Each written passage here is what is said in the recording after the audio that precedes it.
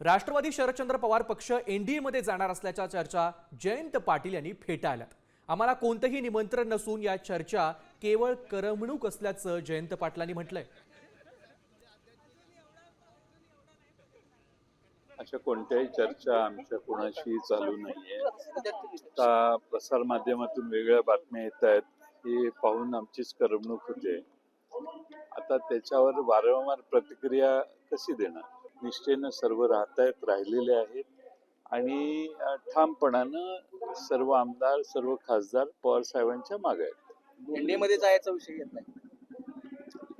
एनडीएने काय आम्हाला निमंत्रण दिले की जायचा प्रश्न तयार होतो? मला असा प्रश्न तुमच्या मनात कसा येतो?